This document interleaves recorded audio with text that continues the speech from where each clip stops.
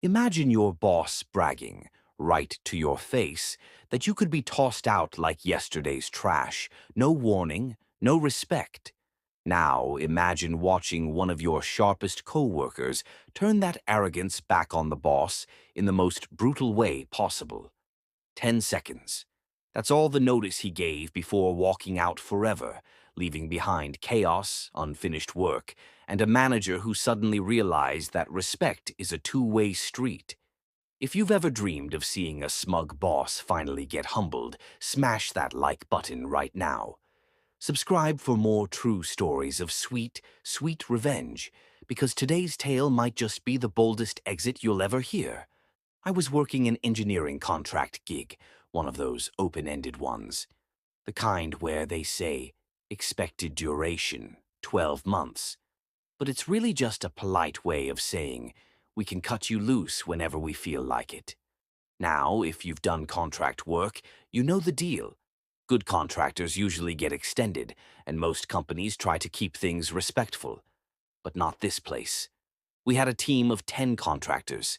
10. All of us working side by side, pouring in the hours, but only one full-time employee overseeing us. That guy was our manager, our so-called sponsor. For a while, it was fine. We worked hard, kept projects moving, and honestly, we carried a lot of weight for that company. But the cracks started showing fast.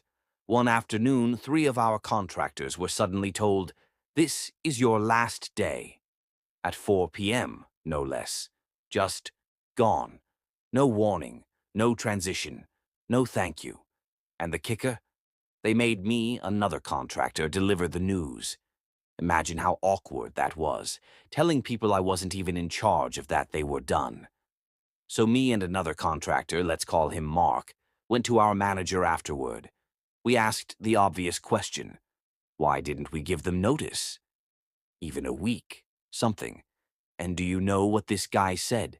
He smiled, actually smiled, and said, "That's why we hire contractors. So we can cut them loose at a moment's notice whenever we want to." I felt my stomach drop, my fists clenched under the table, because what he was really saying wasn't just about those 3 co-workers. It was about all of us. He might as well have looked me in the eye and said, "You don't matter. You'll never get respect here." Mark glanced at me, and I could tell he was thinking the exact same thing. This guy has no clue what's coming. Now, Mark wasn't just good at his job, he was brilliant. He had his fingerprints all over some of the company's most complex projects, the kind of work nobody else really understood. So when he quietly told me a few weeks later that he had landed another job, I kept my mouth shut. I knew what was about to happen, and Mark wasn't going to give the usual 2 weeks' notice. Oh no, he was going to give management a taste of their own medicine. It was a normal Friday. Everyone was plugging away, business as usual. Mark looked calm, even cheerful, tapping at his keyboard, finishing, or maybe not finishing, who knows. At exactly 5 p.m., he stood up, calm, smooth. He unplugged his laptop, mouse, and docking station, gathered them in his arms. No rush, no drama, just deliberate. He walked straight to our manager's desk, placed everything down, and with the same bright tone our manager had once used, he said, "Hey, thanks for everything. This is my last day." The manager blinked, confused. "Wait, you're leaving? Just like that?" Mark gave the sweetest smile I've ever seen and said simply, "Yes, thanks." And then he walked out. No hesitation, no looking back. At that same moment, his official last day email hit everyone's inboxes. By the time the manager tried to call him, his phone was off. Mark was gone. The silence in the office was deafening. Half of us were trying not to laugh, the other half staring at the mountain of work Mark had left behind. And oh, what a mountain it was. See, Mark had been the linchpin for a huge project, one that only he truly understood. Without him, it was like trying to finish a puzzle when someone had walked off with half the pieces. The manager scrambled. He called meetings. He begged people to pick up the slack. But it was too late. It took us a month, an entire month, to untangle what Mark had left behind.